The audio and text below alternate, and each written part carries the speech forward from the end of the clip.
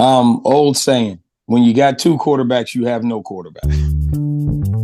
Greetings and salutations, and welcome to the Odd Coaches Podcast. I am your host, Dr. Keith Adams, and with me today on this Top Shelf Tuesday edition, academic and athletic consultant for the CKA Save Project, George Ockert. And George, how are you today? Thanks for joining us with this Top Shelf Tuesday edition.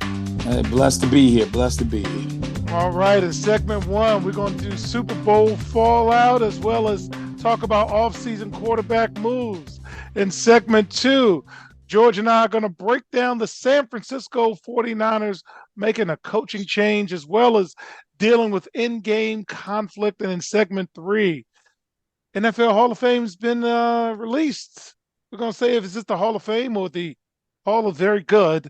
But first, George, we're educators. And when I heard what happened at the Super Bowl parade, it gave me pause. So, fans, for those who don't have all of the information, two juveniles were charged with crimes connected to the mass shooting at the Kansas City Chiefs Super Bowl rally.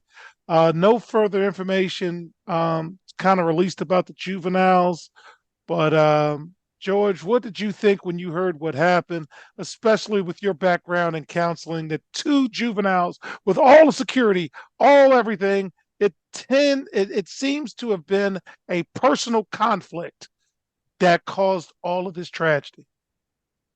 Um, my first thought, honestly, well, be honest, my first thought was make sure it wasn't a terrorist attack. Mm-hmm. Then I went to it. Then I just went to questions. What's going on with society and what we're living in? Because we live in an area in the DMV. For y'all that don't know, that's DC, Maryland, and Virginia area, where crime has been, especially within the city, has been a growing issue. And I'd say most, if not 80 to 95% of the crimes that are starting to take place are by kids. Now, it really, as an educator coming into it, you have to ask yourself, where are we missing the boat? What are we missing that kids are so quick to turn to straight violence and have no remorse about what happens in order to solve a conflict or anything else? So, yeah, it went back to my whole thought process, counseling, training, and discussion about where are we failing our youth? Because that's basically what it comes down to, because we see too much of it on the news on a regular basis around here. Yeah, same here. They had security. They had can't raise anybody in bubble wrap, and Kansas City did. I can't lie. They did everything right. They got all of these things going, and just like George, is this a terrorist attack? No, it's two kids, three kids, a group of kids, or whatever it was that solved their problems with a gun, and we got to do better. And it's not an easily solved problem, but our thoughts and prayers go out. We did have a loss of life, a local radio DJ, and I saw that Travis Kelce and Taylor Swift and a lot of people donated just to help, and they're gonna need mental health counseling because this is real life. But again, let's get back to the regular show. Off-season quarterback moves. Atlanta. So George, Atlanta's got two quarterbacks in the roster next year and a new coaching staff, and they've got a young coordinator who's a first-time coordinator in terms of Zach Robinson. So you're Zach Robinson. He worked with Jared Goff in the past. He worked with Matthew Stafford in the past. He worked with Baker Mayfield in the past. And Atlanta's quarterback room, it's not a good room. So if you were giving advice to Zach Robinson, would you keep who's in the room, or would you get more people in the room? What do you think? Old saying, when you got two quarterbacks, you have no quarterback. So I'm gonna leave it at that because they better. Atlanta is in a real interesting position because everything around them, they had everything around them was good. They had a good, as a whole, the team was good. The thing that was missing is the quarterback, because they were fighting for the NFC South title for until the end of the until season, last week, up to the last weeks, game. So and they honestly they probably have the strongest team in the NFC South besides the quarterback. So they've got to make a quarterback move because the two they got there couldn't even get it done this year. So Taylor Heineke, Desmond Ritter, or find a new quarterback is Raheem Morris's first job as head coach. So, all right, let's go to Seattle. I like this guy. Geno Smith has $12.7 million contract that is set to become fully guaranteed. So his money is there. He's got $12.7 million. He also has a $9.6 million roster bonus due on March 18th, as well as a $200,000 workout bonus. The $22.5 million he is set to make ranks 18th among quarterbacks. And his $31.2 million cap hit ranks 12th among quarterbacks.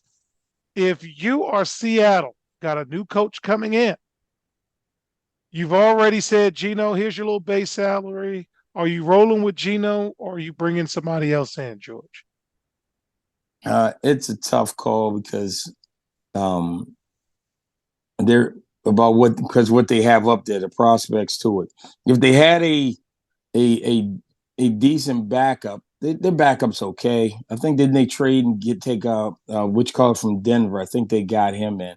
The real question comes to: are we going to pay Geno that much? Is Geno worth that much? And that's nothing compared to the rest of these quarterbacks. Yeah, and he's only 18th on the list. I don't think it's going to hurt them either way, whether they keep Geno or get rid of him. If they have Geno, they have some stability. He gets because that's what he provides. He knows the system. Should they be in the market for a quarterback? Yes, they probably should be in the market for the quarterback because they need to find somebody that's going to progress them in the future and onwards. Because I don't know if Geno's that guy. He's got him to playoffs last year. They missed it this year. So it's they're going to look for it's time to start looking for their upgrade. All right, and finally in this segment, the Las Vegas Raiders. Jimmy G got caught with his hand in the cookie jar. He is suspended 2 games for violating the NFL's performance-enhancing substance policy. He will not appeal the decision. The Raiders are expected to release Garoppolo before the new league year in mid-March, when he would earn an $11.25 million roster bonus. Jimmy will be looking for his third team in 3 years. Jimmy is only 32, George. He's played with San Francisco. He played with the Raiders. Forget the Raiders because they're going to get a new quarterback. What would you advise Jimmy G? Who would you make a phone call to and say, hey, I'm available? How you want to do this? Who needs a good serviceable backup? And it needs to be a city where there aren't any strip clubs. Because Jimmy and the porn stars are notorious. And I laughed when I first heard about this because I don't know what I would love to know what the PED was he got caught with. But honestly, I mean, you're looking at a Philly. If I'm Jimmy, I'm going to try to find a contender so I can go in and be a backup because really I'm a serviceable backup that's good for probably about 2, maybe 3 weeks if we need it. Jimmy's not long term. But would you call New England? The Patriots got a new coach and he might even play with Jimmy. Yeah, what do you think about a reunion in New England? It would be, but it'd be. I could call New England because it's going back home, and I didn't get any trouble when I was there last time. But Jim, man. Hey, look, man. If I'm Jimmy, I'm trying to find a contender that I could. My first call is going to be where's the contender? And actually, what's great is I get the 2. I'm already suspended for 2 weeks, so I get to get a look on where everybody is and to see if I can catch on with somebody. And what about calling Washington? You got a bunch of San Francisco guys that are now with the Commanders. He could come in and be number 2 and help mentor the number 1 who's coming in. Man, Washington. Yeah, I know you spend. I haven't sold you on one thing. No, you spending Charlotte's Web, boy. That's what, dude. I mean, God, dog. That mess that walking mess, because that's exactly what it Hey, is. wasn't Raheem Morris with the 49ers at one point? Yeah, Maybe he could go to Atlanta. Everybody was on Washington staff at one point in time, so it is what it is. But until the Commanders can get something figured out, I would stay as far away from them as possible. Yeah, all right. So with that, fans, in segment 2, we're going to come back and we're going to break down the 49ers moves after losing the Super Bowl. We'll be right back on the iCoach's Pike. The reviews are in for Dr. Keith Adams' book, Finding the Balance, My Personal Journey to Academic and Athletic Success. College professor and student athlete academic expert Dr. Lisa Rubin said, "There is nothing out there like this book, so I do hope people will pay attention and give it a read." Former George Mason standout Folarin Campbell said, "Consider this book an opportunity to work directly with Dr. Adams just like I did. I assure you that there will be something you can take away that will be useful to you throughout your personal journey." Ryan Waite, a recent college graduate who is a software engineer, said, "I like how the book is based on research, which makes it good for general students as well as student athletes." The book serves as both a memoir to Dr. Adams' 30-year academic and athletic career, as well as an instructional guide to assist student athletes, parents, coaches, teachers, and administrators navigate through the challenges of finding a better balance between academic and athletic success. The book includes over 15 personal stories and anecdotes from Dr. Adams, along with numerous former players and colleagues from a variety of sports and endeavors. You can order your copy at www.ckasaveproject.org. From the main page, simply click CKA Save Project Services and order the Find the Balance book. For more information, contact Dr. Keith Adams by email at cka@ckasaveproject.org. Welcome back to the Coaches Podcast. In segment 2, San Francisco makes a coaching change. And this one, George, actually caught me off guard. I was not looking for that. After just one season, the San Francisco 49ers parted ways with defensive coordinator Steve Wilks. It appears it's a coaching move philosophically. Wilks was very good, they say, with the defensive backs and not the linebackers. And there were some challenges in terms of running the system the way the previous 2 coaches did. But when you saw that, what did you think? Because they made it to the Super Bowl, and I don't think it was Steve Wilks that changed the offense. I don't think it was Steve Wilks that said, hey, let's ask the 7th round draft pick to be a number 1 draft pick. So I wanted to get your thoughts on the coaching change and see which way you would have gone. It's interesting because the coaching change and the whole setup basically looked like, and it was a move to protect Shanahan.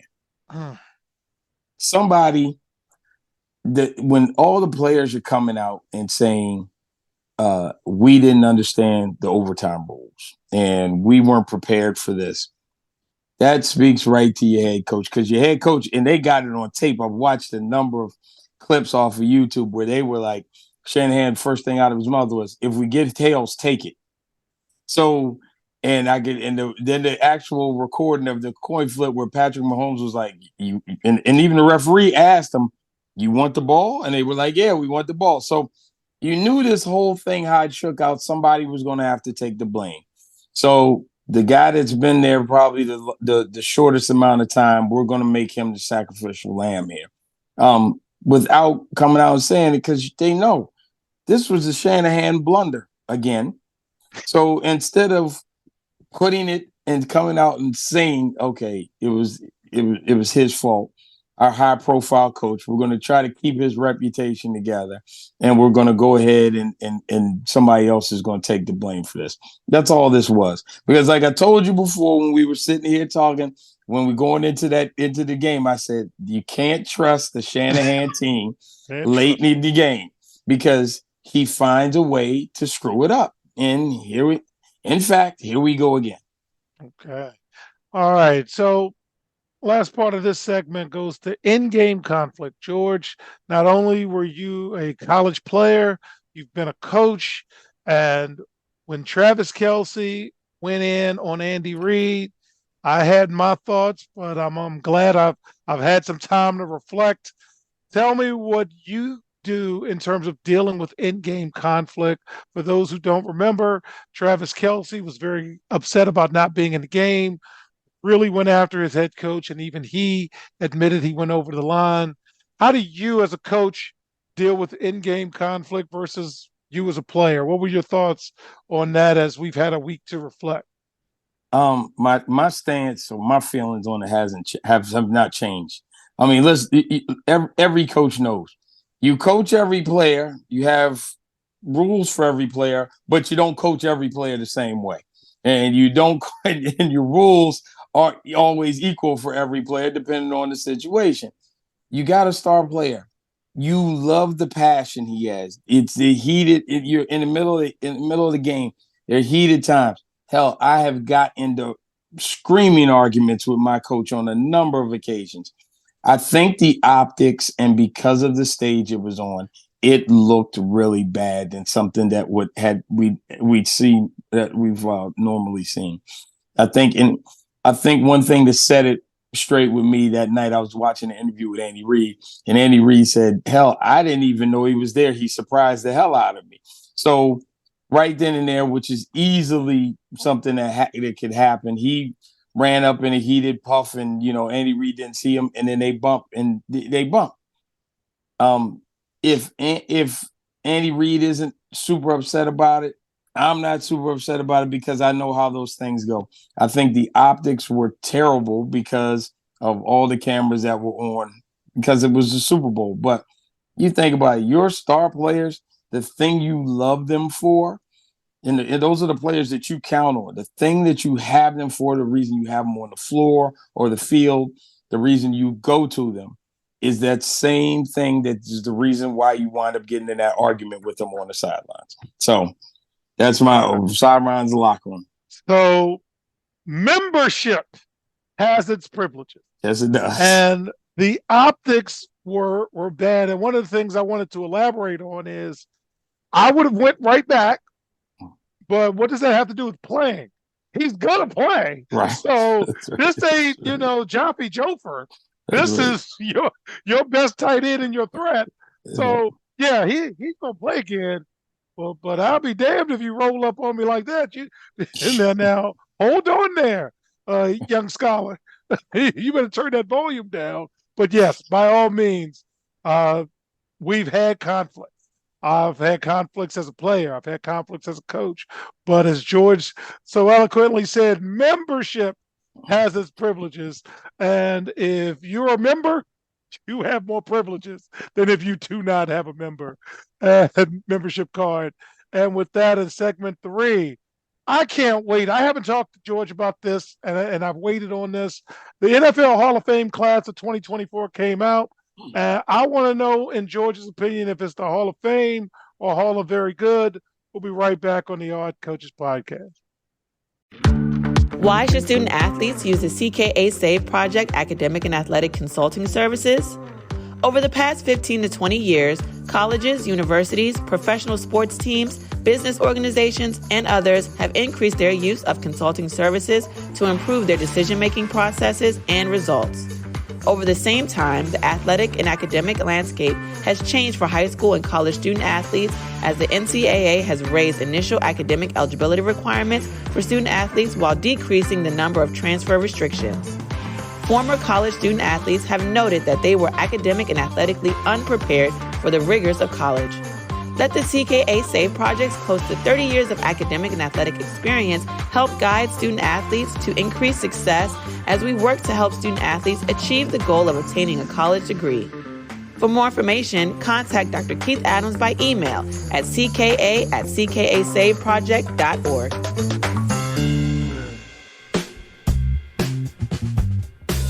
Welcome back to the Odd Coaches Podcast. In segment 3, the NFL Hall of Fame class 2024 has been released. We're going to do just quick hitters on each of them.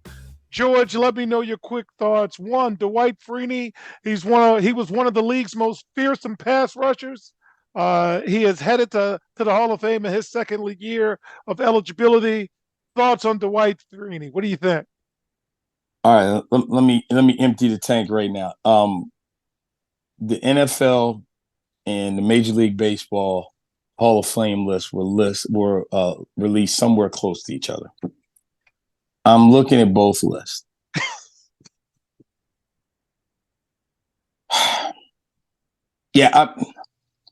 This is the league of you said earlier. Is this a Hall of Fame or Hall of Very Good? It's the Hall of Good or Very Good. I mean, you're talking about Dwight Freeney, and mind you, great player, whatever. But this is a no bum conversation. Yeah, no bum conversation. So you're talking about Dwight Freeney, very good player.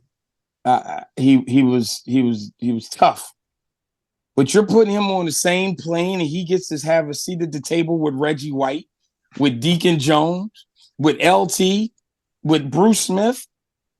No.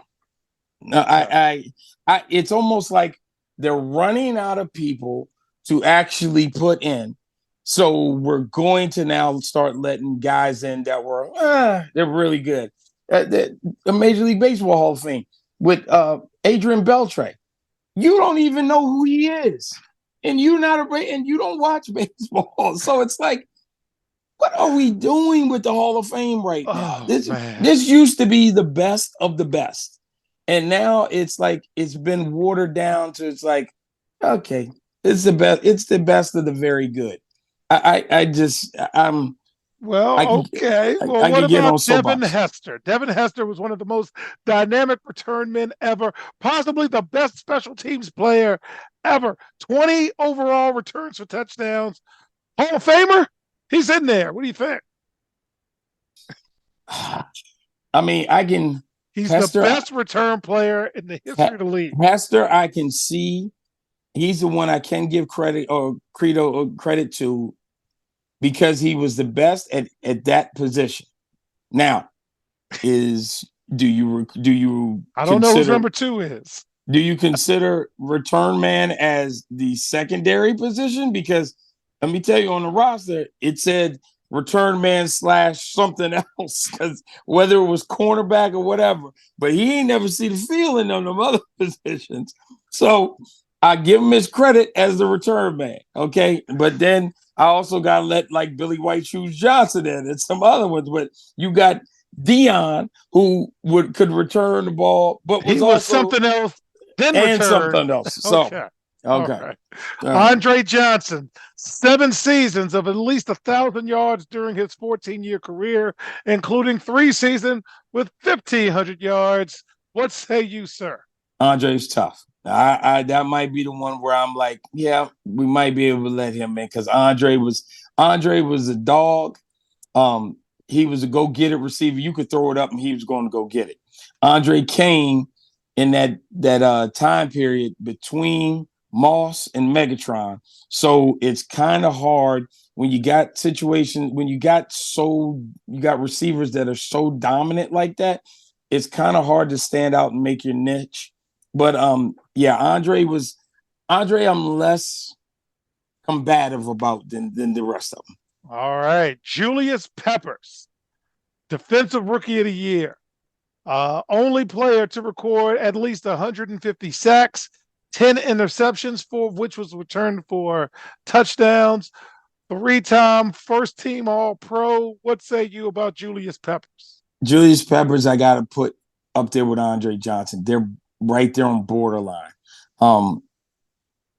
He's not going to be the first person you're going to talk about. When we get into the conversation of greatest defensive linemen, he's not going to be in that conversation. Okay. But athletically, he was a monster. I don't know. I don't even know if you're going to put him in the top 10 of defensive linemen. But he was really good. He was tough. He played for a long time. He got swallowed up down there in Carolina because Carolina wasn't that good for most of his career. I get. He's on that borderline for me. Patrick Willis played 8 seasons, but he made 5 first-team All-Pros and 7 Pro Bowls in 8 seasons. What say you about Patrick Willis? Dog. He was a dog also. But then again, you're talking about Patrick Willis. Is he on the same level as Ray Lewis? Yeah, are you putting it? Does he get a seat at the table with Ray Lewis, Singletary, Butkus? I mean, yeah, yeah. And see, this is what I hate. I hate as we're going through. You start naming names, and then it's like, then you got to measure them up against the people that are in the hall, and do they measure up? And I ask you the simple question: if because to me, if you're in the Hall of Fame, it's like, okay, if you take him, I can take him because we're on equal footing. Are you going to put Patrick Willis on equal footing with a Ray Lewis? Interesting. Well, Randy Gradishaw, who was one of the best in the 70s and that vaunted Orange Crush, spent his entire 10-year season with the Broncos, made 7 Pro Bowls, earned 2 first-team All-Pros. You had mentioned starting to compare apples and oranges. He's a senior finalist, and this is finally getting his due. What about Randy Gradishaw, who I actually remember? Yes, I'm about to say this is one of those unique times with one of those players I do remember. And Gradishaw was in the league at a time when Pittsburgh was killing it, Oakland was killing it.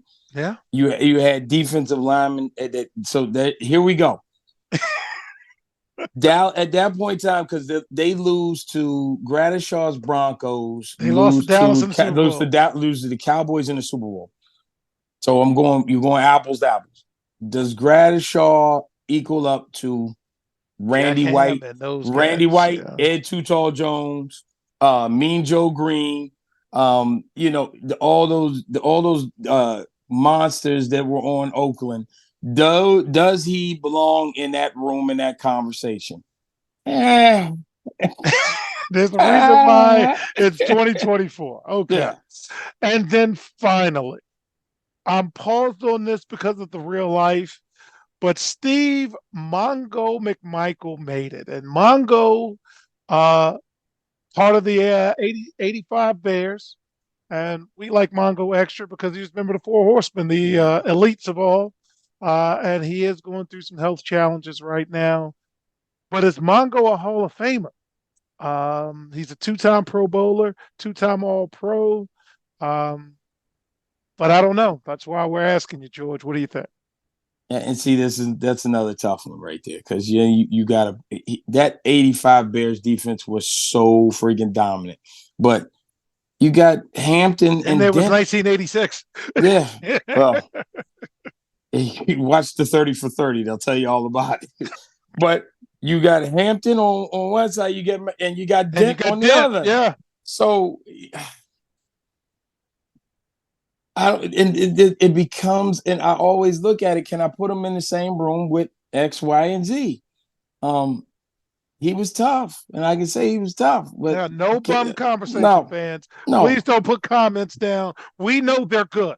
Yeah, yeah. I don't want anybody to think that I don't think that these gentlemen were good, because they were, and they were at the top of the game. Hell, they made all pro teams and stuff, and Pro Bowls. But at the same time, we all have our list of people we look at, that there's a bar set. And I can remember, I'm just looking on Twitter or X, whatever you want to call it. They said, who you taking in your prime? And it was like LT, Reggie White, Bruce Smith, and one other one I forgot. If you're saying that these guys are the benchmark, then you have to ask your question every time: do I consider this person to have a seat at the table with that group of guys, and the guys at the same position? That's a tough call, because like, is McMichael and Deacon Jones on the same plane? Yeah, that's a tough call for me, man. Well, I do have to ask as a bonus before we close out. Somebody very close to me is also eligible for the Hall of Fame. Darnell Dockett. Is Donnie a Hall of Fame? Again, I'm only saying it because these guys are getting in, and he was an All-Pro. He was a Pro Bowler, blah, blah, blah. I'm biased. Does Donnie deserve to be in the Hall of Fame or the Hall of Very Good? What do you think, George? I remember when he was a youngin' I'm biased. No. I remember when he was a youngin' at Paint Branch. I loved him at Florida State. I have to say no because of the longevity of his career. He was good for that short period of time. They got to a Super Bowl that one year, and then injuries killed him. I think he had to leave the game early because of injuries, if I'm not mistaken. So yeah, in some manner, longevity is a factor in this, because you can't just be a Hall of Famer off of 2 or 3 years of dominance. You got to have an extended ride to be dominant. So I think that because his career got cut short, I gotta put it there, because he was mean while he was at his best, man. He was with that Super Bowl year, he was mean, man. He was mean. All right. So with that, fans, we cover the NFL all year. NFL is big business. So we'll be talking about free agency, the drafts. We'll even be talking about the UFL. I'm cool with all of that. So on behalf of our academic and athletic consultant, George Ockert, Dr. Keith Adams saying thank you for listening and to watch the iCoaches podcast.